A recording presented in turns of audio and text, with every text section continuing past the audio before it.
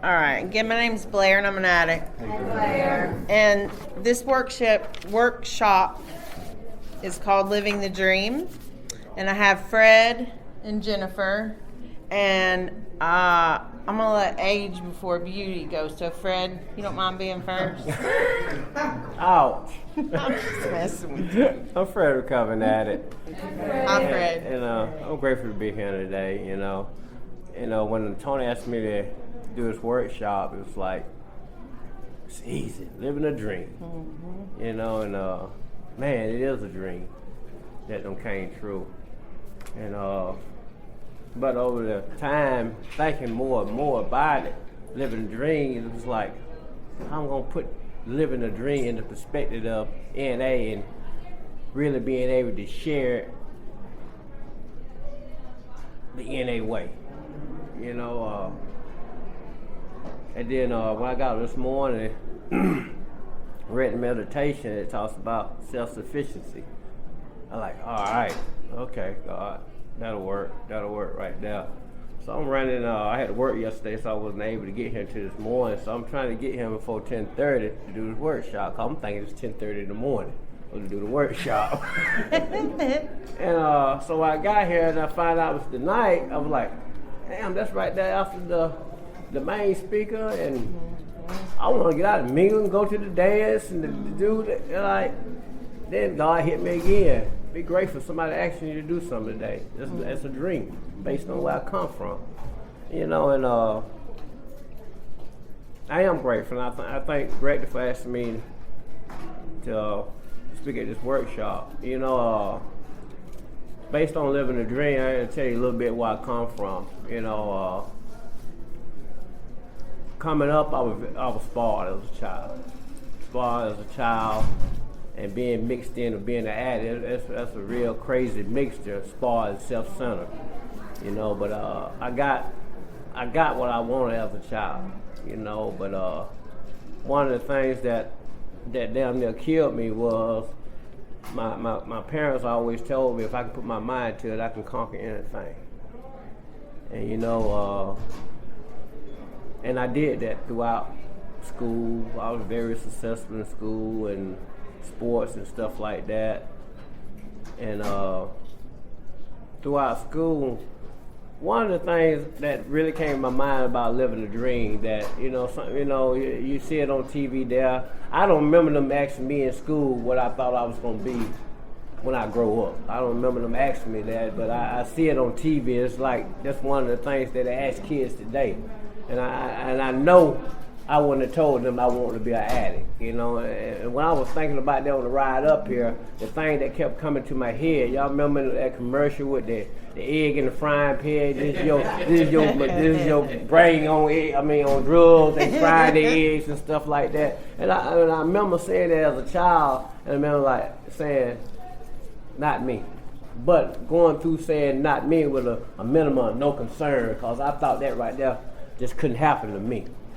Coming and getting up and getting through school, so a lot of things that really happened to me around my senior year in school, or my junior year in school, because I thought my plan was to be a professional football player, and either a professional football player or a baseball player. I tore my knee up in the 11th grade, and came back off as a senior trying to play, and tore it up even worse. So I had scholarships at the time, but after I took my knee up, all scholarships was gone. And at that time, that's when I was using a little bit then, the liquid, just sneaking in the clubs and just dipping and diving, stealing mama's cigarettes and little stuff like that right there. And I would get in trouble, but I was being enabled by my mom, football coaches and stuff like that to get me out of trouble. And get out of trouble. But that's when it's like in that first step, when in that first step you being powerless and going over into that second step, you're talking about it's a void. It's like a void you have in that second step. Without sports and without a plan in my life, it seemed like I had a void in my life then. And drugs filled it. Didn't know it at the time that what was going on, but drugs filled it. And it took me, my family was a respectable, a accountable. And one thing about my granddad, he told me that if I got credit take me more than money would take me. You know, and honesty was a big factor in our family. You know, even though I was a big liar, they just didn't catch me in that middle lies. But over the time, time goes off. When I got caught up in the grips of the disease of addiction, willpower couldn't do it for me. And I fought self-will, trying to conquer this disease of addiction, and couldn't. And the more I fought, the worse the dope beat me down. You know, I couldn't understand how on Friday I can get paid and be broke Saturday, and then say I ain't gonna do it no more, and do that same stuff over and over and over again. And it based on self-will, and I thought I can do it self-willingly and say without, because I had conquered a lot of stuff in my life based on self-will. I always worked a little harder than everybody else, or I always figured out a way to conquer whatever I need to conquer. And this time, it wasn't working. Self-will just wasn't working. And I went through the praying over me, and my parents did everything they could to try to save me. They did everything. I think that they hurt me more than they knew. They almost loved me to death because they mostly enabled me to get high. You know, they wouldn't let go. They always came to my rescue, and they always got me out of trouble. Until one day they finally got enough of me, and they turned me loose. You know, and I remember being in treatment, getting kicked out of treatment. And I remember the day before, I talked to my mom on the phone in treatment. She said, all right, now don't go down there and get in no trouble, because I ain't coming to get you. And I got in trouble the next day and got kicked out. You know? And my mom didn't come. She did not come to my rescue. And I had expectations on mom. I always thought, you know, mom gonna be there regardless, nobody there. Cause my dad had failed me. To this day, I don't know who my dad is. Cause I went through school. That's one of the things that really, the speaker tonight is talking about self-esteem. And I went through school when the kids would pick at who your dad is. That's your dad. That's your dad. That thing would send me off. We would fight and all that right there. And I never did know how the hell y'all ain't know who my dad was. You know what I mean? I just thought it just hit me. How the hell they knew? I ain't know who my dad was. Well, anyway, but my mama didn't know if she didn't come to my rescue. Which today I'm glad she didn't. You know, but I thought that was the worst thing for my mama. So I was mad at my mama. What happened when I got kicked out of treatment? And at the time when I was going through treatment, there was a lot of addicts there working at treatment. And one of the addicts called another addict, and they got me. They took care of me, got me into one of them houses and stuff like that, and that's how my recovery started off. But it took me almost a year before I said something to my mom. I was really mad at my mom until my sponsor told me one day, man, he said, what if your mama came and got you? Because I was scared to go back home. Because every time my process as a trying to get help, I would rather I go try to save my job, try to save my marriage, or whatever reason I went to treatment, I always went back home. I never did leave treatment and try to find a meeting or nothing. This was the third time I went through treatment when I was introduced to Narcotics Anonymous, called H&I came in. But the first couple of times I went to treatment, I ain't know nothing about Narcotics Anonymous. So this time I'm scared. I see my pattern as in my first two times as of going to treatment.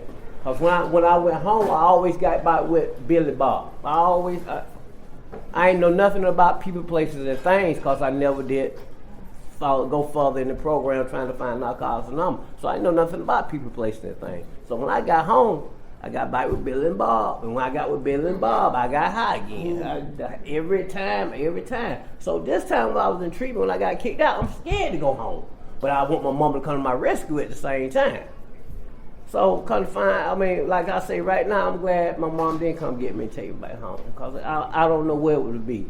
thank God that she didn't, you know, and I was able to start making some NA meetings, you know, and being able to go to some NA meetings and didn't know what to expect. I didn't know nothing about the 12 steps or the 12 traditions of Narcotics. And like I said, I heard a little bit at treatment from H&I, and it wasn't nothing about the steps. All they was just saying how they staying clean. The biggest thing about, the thing that I heard was just don't get high. Just don't get high. So when I was able to make some NA meetings, they were talking about don't get high, but they talked about the steps, the literature, stuff like that right there. And I was like, you know, I'm looking, but I see hope in the room because I went to a celebration. Somebody gonna celebrate 10 years.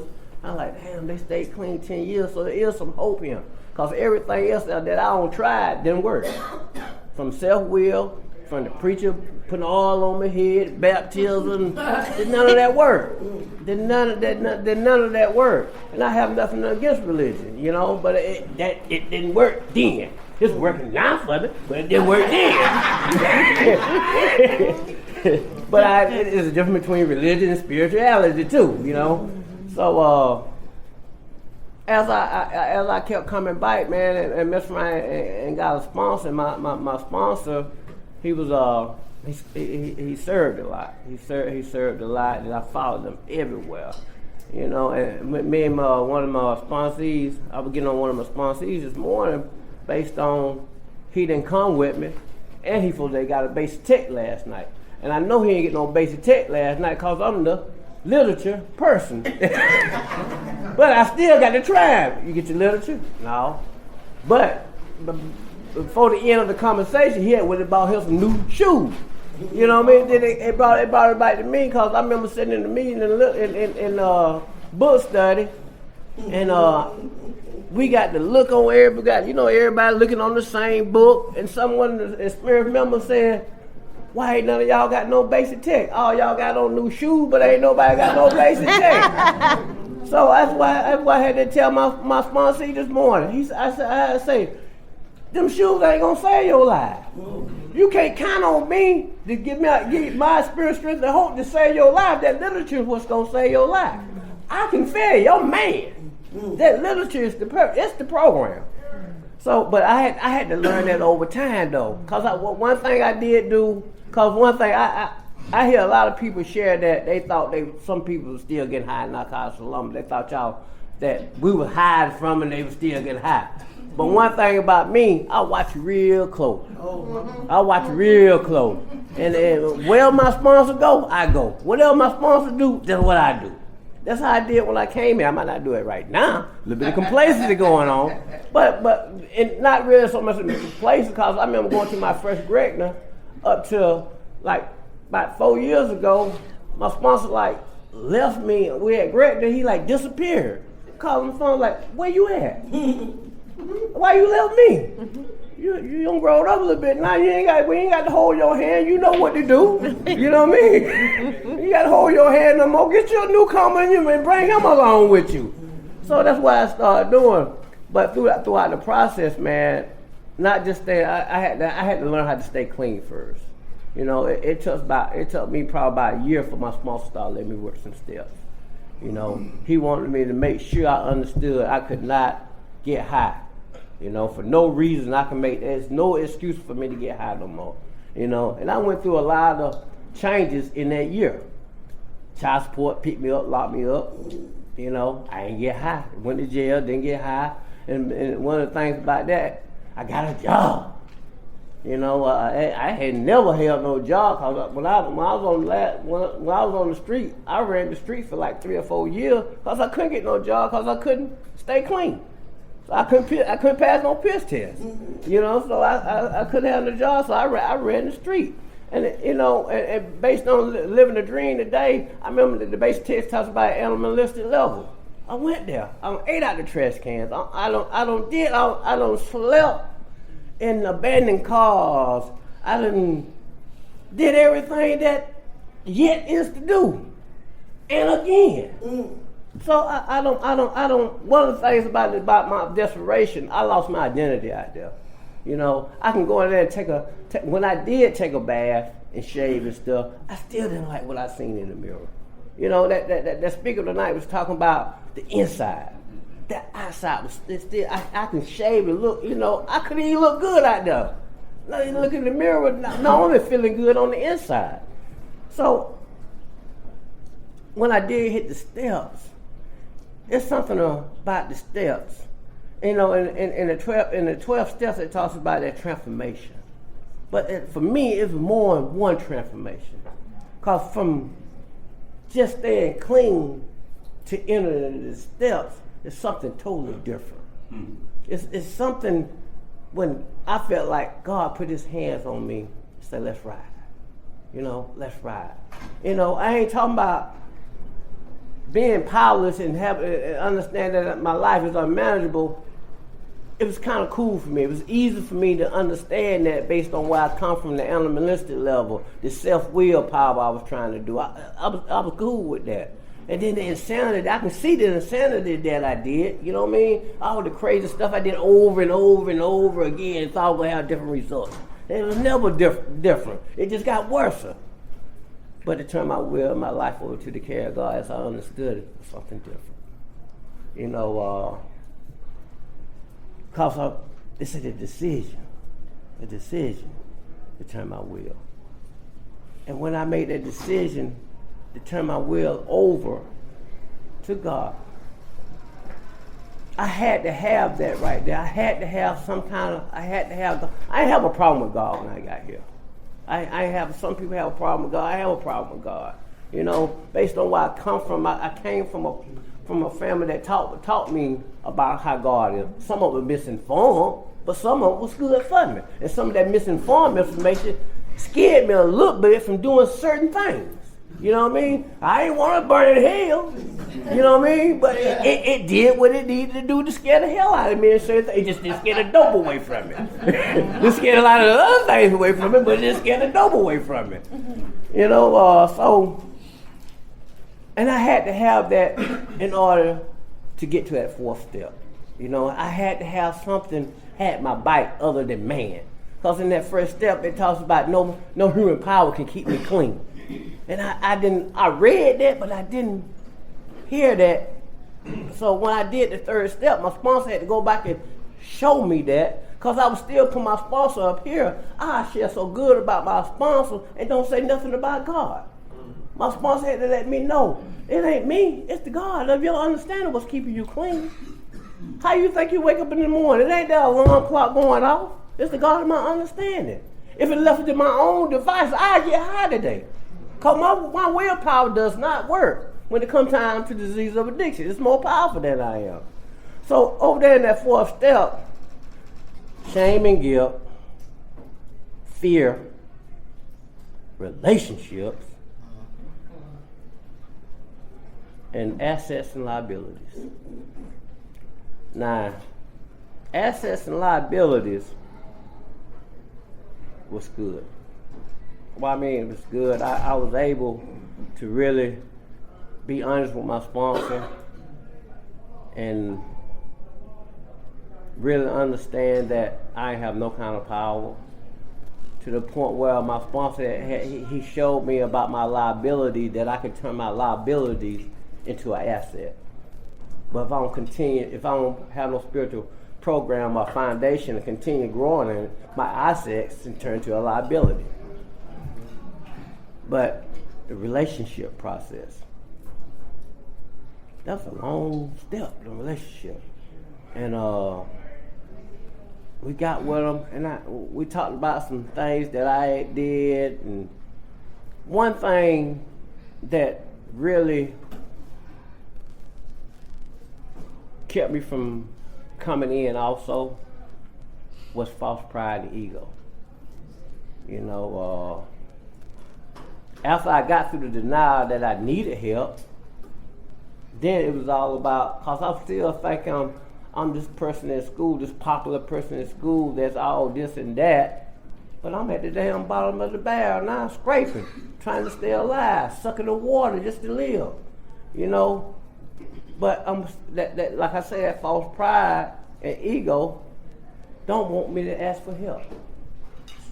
The way that I got help was one morning we had a family house, family trailer that my stepdad had turned into a gambling house.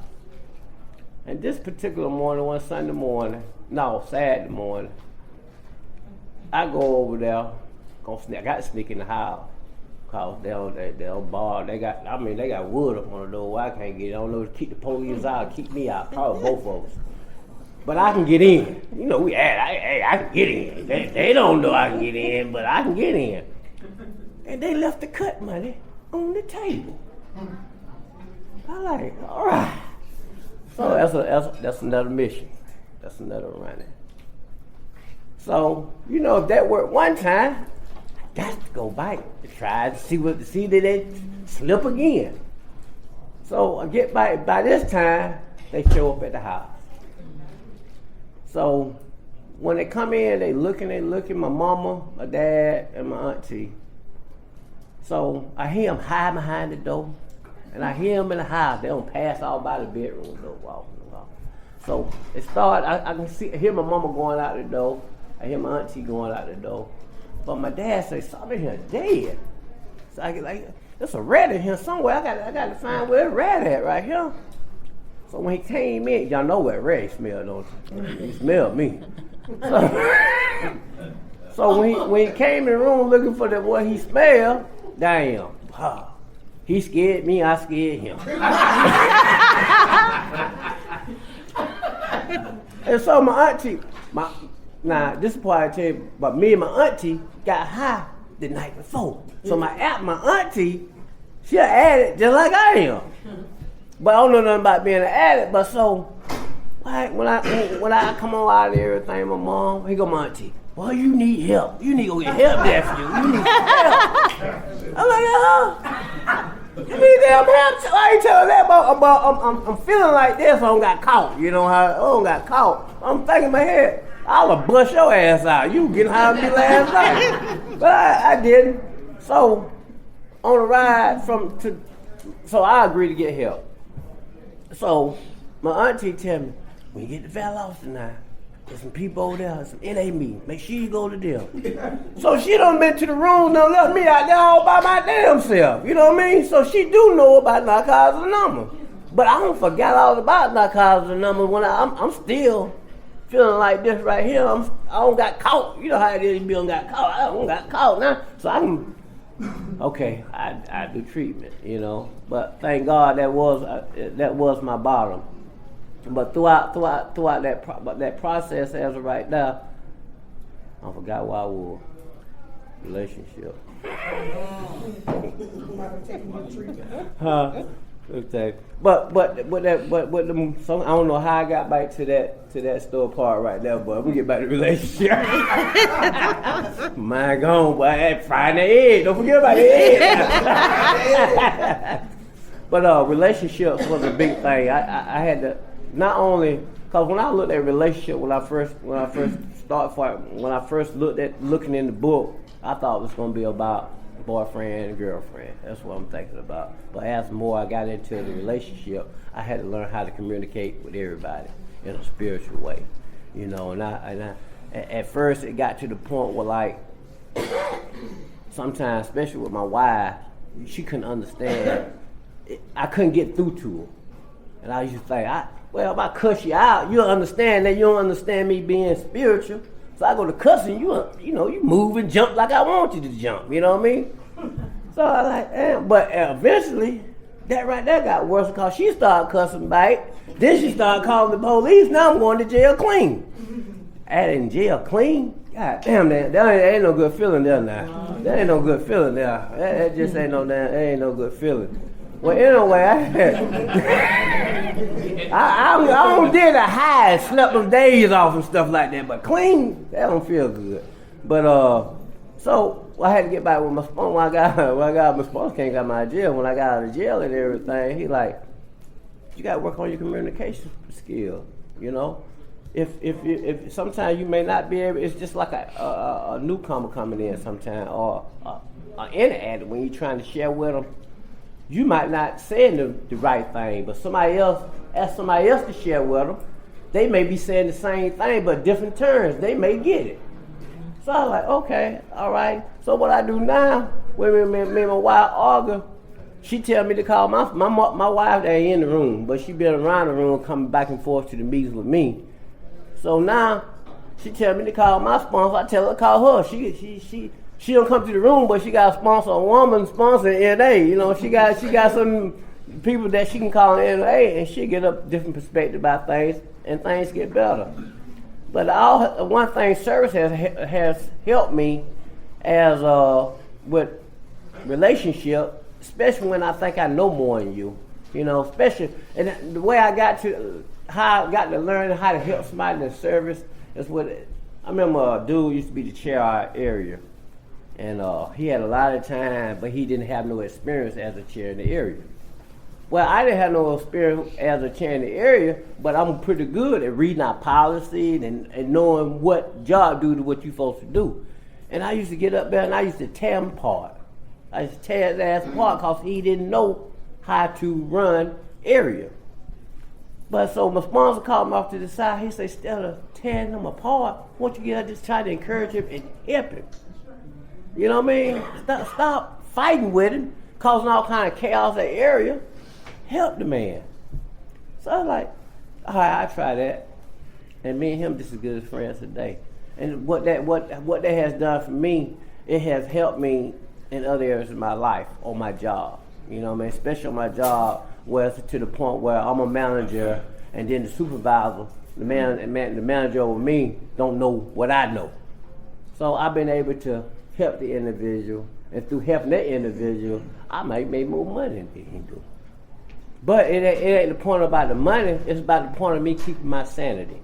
You know, my sanity throughout the day. Because I on the 8 step of going back and making some amends, I ain't saying I'm getting tired of making amends, but some of them starting to be silly amends. Because it's like, I know better. You know what I mean? After you go through the process of the steps and everything, I'm not saying I'm too good to make it. I don't dot all my I's or cross all my T's, but there's certain things where I have an alert. You know, it talks about a red alert that goes off where it's trying to tell you, Fred, no, don't do this.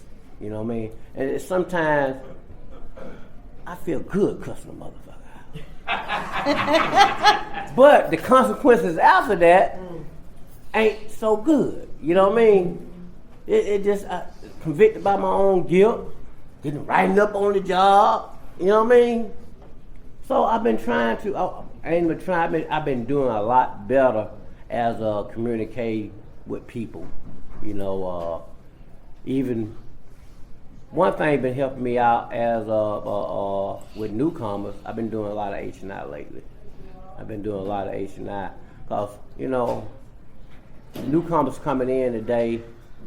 And for me, I be like, damn, y'all ain't smoking the same dope that I smoke. The dope that I smoke, it's like, when I'm coming in, I'm like, yes, sir, yes, ma'am, no, sir, what you want me to do? All right, what? How many tables you want me to put up? How many chairs you want me to put up? Now you ask a newcomer to do something, it's like, you better do it. You know, they seem like they lazy in their recovery. You know what I mean? It seems like things are a lot different.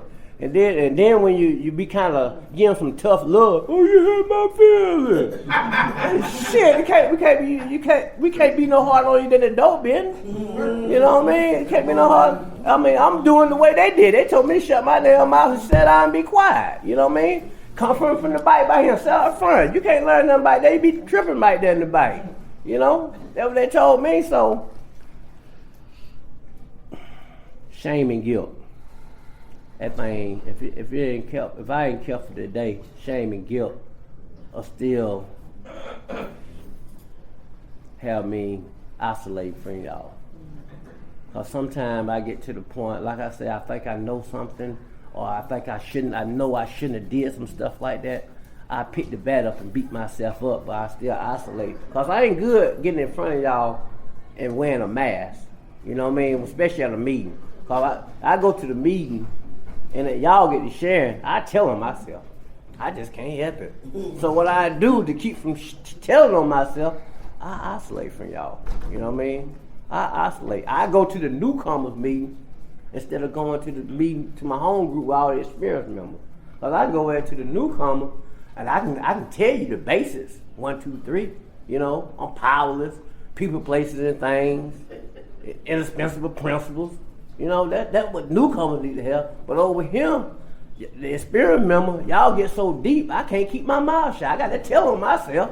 You know, it's just something that make me tell them myself. You know what I mean? Sometimes my grandsponsor, boy, you talk to sometimes this fifth step stuff. You need to take it to your sponsor. You take it to your sponsor. But throughout the process, man, it's been good. It's been good. I know my time, but I'm finna go ahead and cut it up. But living the dream, I went back to my 4th step and I see my liabilities and my assets. That fear, when they talk about fear paralyzed you, that fear has paralyzed me because I made some mistakes in recovery. I didn't get high, but I made some mistakes and lose your job. You know what I mean? Lose your job and have to change the way you live. You know what I mean? Lose your job and then don't have a job and your money running out. You know what I mean? But one thing helped me, y'all based on service, y'all told me about approved reserve. I had approved reserve, but that approved reserve was running out too. And the more that money coming out and none coming in, the scared I got. You know what I mean? So it's been some, fear has paralyzed me. But I had no options other than not to pick up but go to a meeting.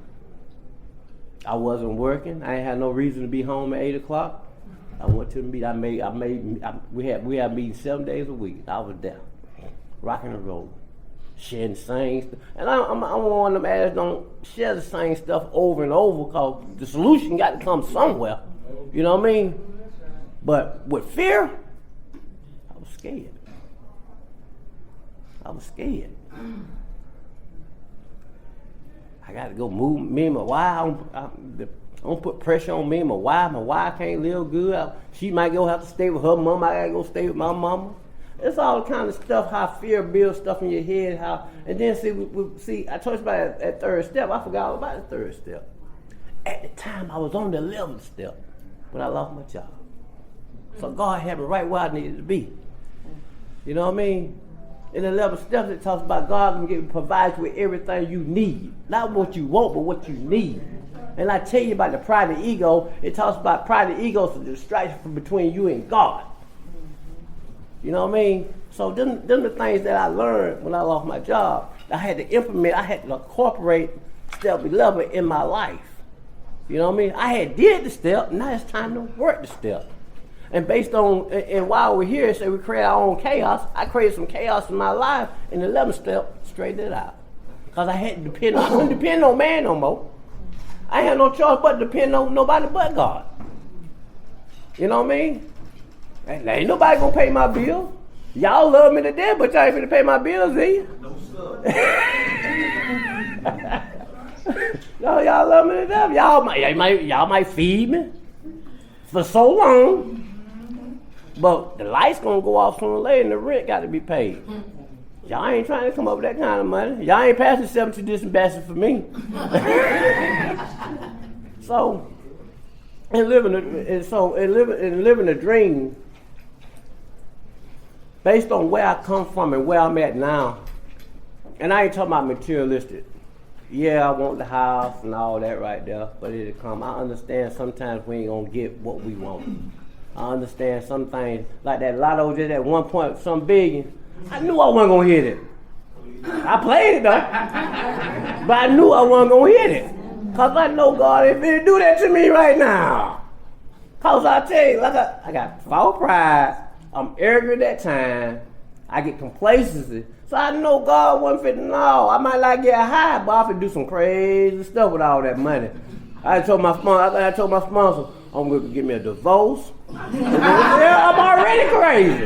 You know what I mean? Yeah. I'm already crazy. Close it out. Okay. So, the dream that I'm living now is somewhere I ain't never been in my life. Somewhere I ain't never been in my life spiritually. You know, I have a constant contact with the God of my understanding. When I fall, he lets me know what way to go, right or left. It's up to me to make the choice, to make that decision. And sometimes I have to call my sponsor to make sure I'm still going the right way. I'm good at calling. I believe in sponsorship. Now, I believe in letting my sponsor know when I'm doing right and when I'm doing wrong. Sometimes I don't want to stop when I'm doing wrong, so I don't call them. But sometimes when I'm ready to stop, I'm on the phone. Hey man, this what's going on. This what's going on. And I have to let him know where I'm at. And the dream that I'm living today is that, like I said, I'm somewhere I ain't never been before in my life.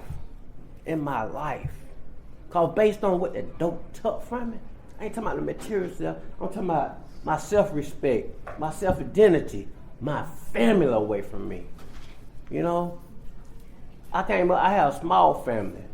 So it was easy for me to come in here because I looked on the street for family. Everybody on the street was, what's up, bro? What's up, cuz? What's up, nephew? I was like Snoop Doggy Dogg. Everybody my folk. You know what I mean? So when I came into the program Narcotics Anonymous, and y'all say y'all was my family, I grab y'all just like y'all was my family. Because I want to be a part of something good today. I ain't never been a part of something that's been so good in my life and the good of somebody else's life. I make a difference not just in my life but in somebody else's life today, and not to be popular in an anonymous program. Because I have been to the point where I want to be popular in an anonymous program. My grand sponsor say, shut up, set your ass back there in the bank and don't say nothing. Do not do no more service work than what you're already doing. I had to set it down. Had to shut it down. You know? Because the thing about it, this God, I had to give God his due. I'm just an instrument trying to find my way to another day clean. And throughout trying to get another day clean, maybe I help you. You know? So today, it ain't about give me. It's about for me to give today. You know, it talks about, right there in the basic text in the assembly, it talks about goodwill. You know, and I ain't never been good with goodwill. I ain't never been able to do nothing for somebody without asking something in return. You know, today it's all right with that. I'm good with that. I'm good, but it ain't about the finance. They say money, property, prestige can divert you from your primary purpose. I understand how it diverts you from your primary purpose. You know? Because I want God, the love that y'all give me and the hands that God put upon me and my family, the grace and the mercy that's been put upon me is the dream that I've always been looking for. Thank you for allowing me to share. Thank you.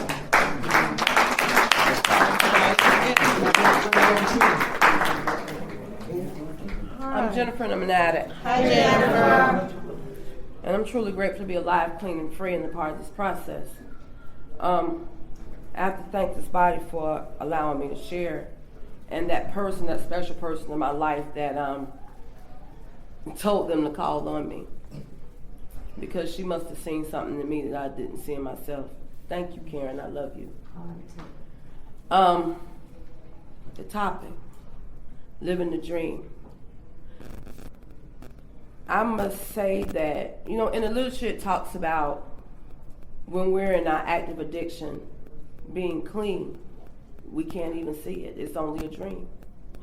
And I can relate to that oh so well, because I remember the day like yesterday when my father came knocking on my door. Now I must let y'all know, my father has 7 kids and I'm the baby of those 7. My mother has 4 and I'm the baby of those 4. So he came knocking on my door one day and he asked me, how long was I going to continue to get high? And I told him I was going to get high until the day I died. And I can remember the day that I died a spiritual death. It's only through this process and this program today that I sit here and I have life. When they talk about living the dream, I couldn't see no further than my next hit, my next trick, my next whatever. And I have to tell you all that, and we already know, I live to use and I use to live. I used everything I could get my hand on. What I used most of is what was free. And free was what was best for me. I don't have to sit here and continue to tell you all how I got here, because I'm quite sure we all got here by the same means. But I can tell you how I stay. I can tell you all how through this process I have been able to do some things that I never could have imagined in my life. I can also tell y'all that I was hoping that he kept sharing so half of y'all could leave. Because see, my stomach is flipping. And see, I've been told throughout the years that if I'm not nervous, then there's a problem. And I'm shaking in my boots. Good. Literally. My hands are sweating. And I'm nervous. But see, one thing I do know is that the same God that kept me then is going to keep me now. You know, I never could have imagined so many years ago, not that many years ago, because see, my clean date is February the 21st, 2007. See, by God's grace and mercy, in a couple of weeks, I'll have 9 years. And that's not to brag or boast. It's to let the newcomer know that this thing can be done. And it can be done with one white key tag, because see, relapse is not a part of my story. And the only reason why relapse is not a part of my story is because by the time I slithered into the rooms of Narcotics Anonymous, did y'all hear that? Yeah. By the time I slithered into the rooms of Narcotics Anonymous, weighing 96 pounds, 2 pairs of pants and 4 shirts, thinking I was super sexy and I was a 10, but actually I was a negative nothing. I was already beaten. What I needed was a change. And that change I couldn't find on my own. You know, I wasn't allowed that luxury of going to a treatment facility. Because see, for so many years before, everybody said I needed treatment, and they made me go to certain places. And I never stayed in those places because see, I felt as though it wasn't for me. I'm not like those people. That was my story. I didn't live the way you lived. I had everything I wanted and everything I needed. I had the husband, the children, the house, the car, the picket fence. I had all of that. But see, one thing I didn't have was peace.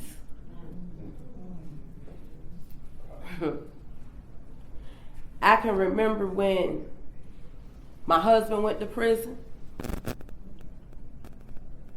The dog ran away.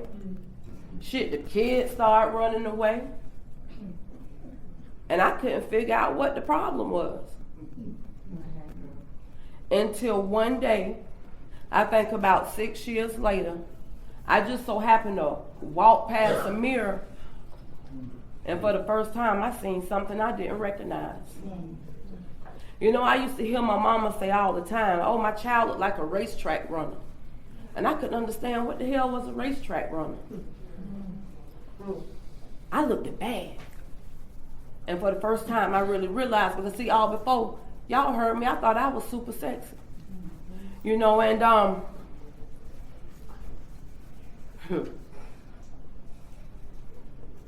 I used everything and I used everybody. Couldn't nobody tell me nothing because I knew everything. And y'all already know a woman couldn't tell me nothing. Only thing a woman could tell me is where to find a man, and it might be hers. Come on now. I am so grateful for that last run. My last run wasn't a 2-week run. It wasn't a 2-month run. My last run was a 2-year run. And it came after the last time I went to jail. And after that last time I went to jail, and they gave me a program not like this. It was one of those, you come and you report 3 times a week. 3 times a week you piss. 3 times a week I piss dirty. And they told me if you come back again and you pissing dirty, you going to jail. So I ain't go back. Because see, I knew I wasn't finished. I knew that I wasn't going to stop using. And for the next 2 years, I ran, and I ran hard. And I can remember when I went back to that place, and when I walked through the door, the lady on the other side of the desk, she didn't even recognize me. I know she didn't recognize me because, hell, I couldn't recognize myself. And something happened on that day. And she told me, she said, well, what do you want to do? I said, shit, I'm tired. I want to go back to jail. She said, well, I'm going to schedule you a court date. I told her, just let me know when I got to be there. A week later, I went to court. And I stood before the meanest judge in our circuit. And again, somebody seen something in me that I would not see in myself. And she gave me a chance at life, something I knew nothing about. But see, one thing I did know, because see, I had a friend that used to go to those meetings with you people. And every now and then I would go, but I would always sit in the back of the room. Because see, I didn't want y'all to touch me. Because see, when y'all got ready to do that circle, I didn't know that circle was for me. And I would get up and I would walk out. I'm truly grateful today for those circles. Because see, when I hit that series of bottoms, see, some people just hit one bottom or maybe 2. That wasn't enough for me. I had to hit a series of bottoms until I got to that basement level of bottoms where I couldn't go no further. And once I got there, then that's when I was ready. And I came into the rooms of Narcotics Anonymous, and throughout that time, I haven't found a reason to go out. You know, I've seen people in my life go back out. But for me, I haven't found a reason. You know, my father passed away. I had a couple of children taken away from me while in this process. You know, I found myself broke, homeless, and penniless, just like the literature talks about. I can't say I found myself jobless because I ain't have no job when I came in here. You know, and that's only by God's grace, because see, that allowed me to be able to find out who I am. Not only who I am, but whose I am. Because I didn't know, talking about living a dream, I had no dreams. I had done it all. But throughout those years, as I began to work on myself, and I got that foundation that we find in step 1, 2, and 3. You know, and I realized that I couldn't do nothing. That he could do it all, and that I would let him.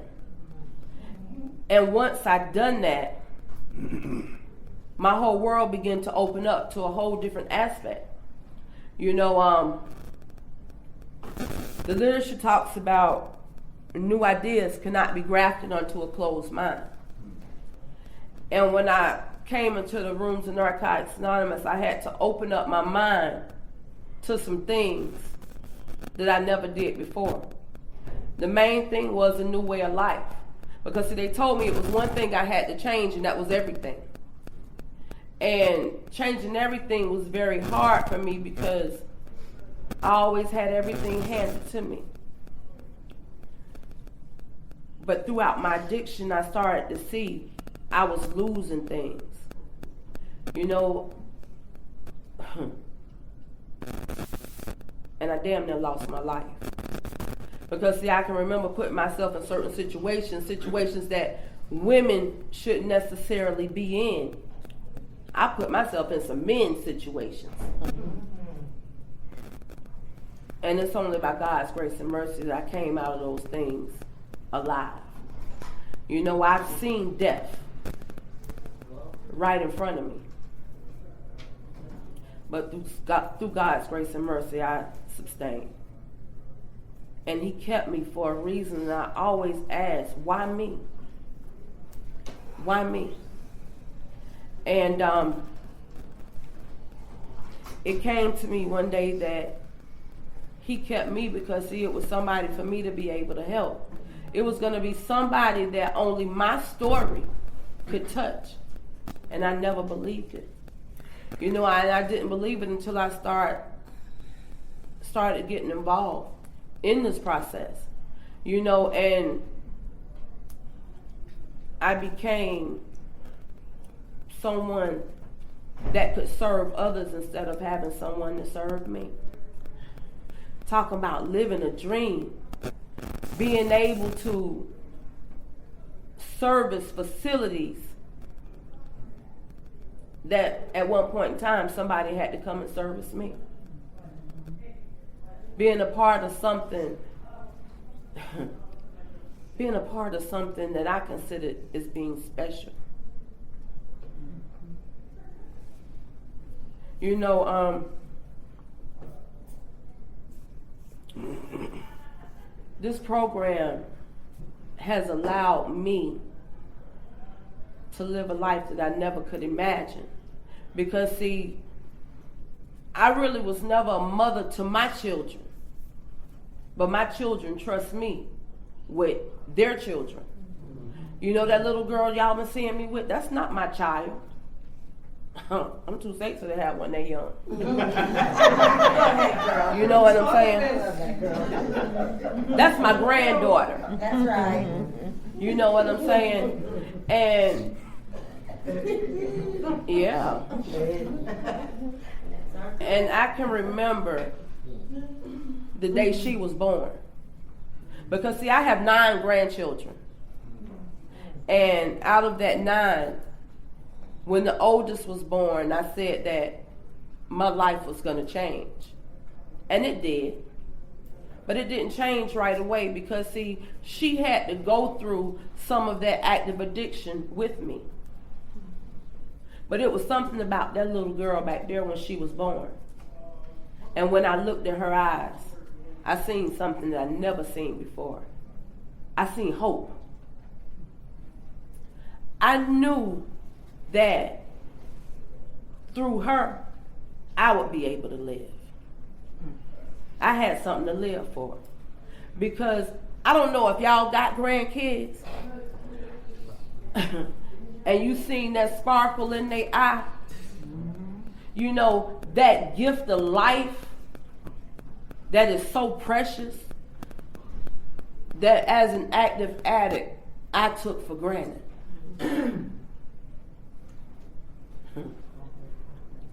And I got to tell y'all, seeing the birth of each one of them is different.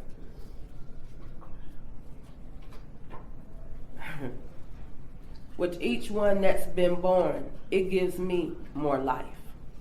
It gives me more to live for, and it makes me want to elevate higher in my life. They told me in the beginning that meet and make us make it. They told me to go to 90 meetings in 90 days. I wanted this thing so bad after I looked into her eyes. I think I did 120 meetings in 90 days. And to this day still, I go after my recovery hard. I went after that dope hard. I went after that next trick hard. You know, I did whatever I had to do to make sure I got what I wanted, when I wanted it, how I wanted it. Like he was talking about them new shoes. I ain't care about no new shoes. Because see, when I came in here, I wasn't looking for a relationship. Not with a man. Don't get me wrong, I wasn't looking for no relationship with no woman either. You know, I was looking for that relationship with myself. I seen everybody toting their literature. So I wanted to know what the hell they had. I went and got me some too. And I would go to people with that book and I would say, show me, help me. Help me to help myself. You know, I wasn't looking for no kind of fuck shit. Because see, I came in here with a husband and a boyfriend. I didn't need that. I needed for somebody to show me how to live one day at a time and to get something I never had. And I heard somebody say, well, in order to get something you never had, you got to do something you never did. And that thing that I never did was listen. So then I brought my ass from the back of the meeting and I came to the front. You know, I didn't have to worry about going back and forth to the coffee pot because, see, I didn't want to be seen like that anyway. You know, I'm grateful for those addicts that I had in my life that told me, okay, little mama, it's time for you to put on your big girl drawers and your stilettos, hold your head up and step. Because, see, I'm no longer a victim. I found out that I was a volunteer for a whole lot of shit. You know, I found out that I was a volunteer for that woman husband that I slept with my first 2-3 years of recovery. But I thought he cared about me. I found out later on he ain't cared about me. He cared about any newcomer he could get his hands on. Was I not devastated?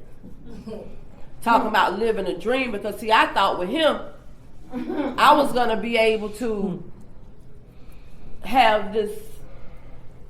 Y'all want to hear my dream? I was going to have this big, lavish NA wedding. And all my colors was going to be, it works how and why, green and gold.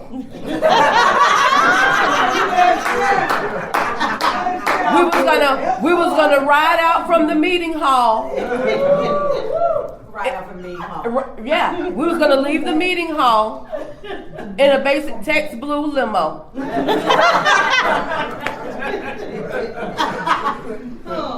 Daddy, where you going? And I'm going with you. You know, and when I tell you that dream was shattered when the next newcomer walked in the room and her butt was bigger than mine.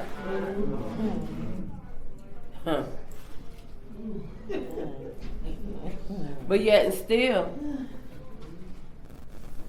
I picked my little dusty ass up.